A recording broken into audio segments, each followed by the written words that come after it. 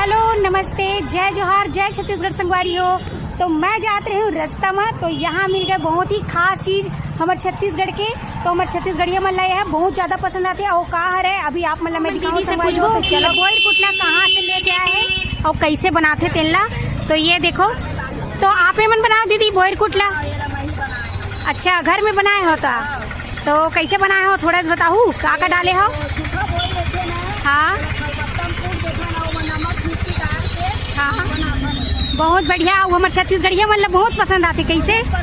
हाँ हाँ हाँ, बढ़िया, धन्यवाद दीदी।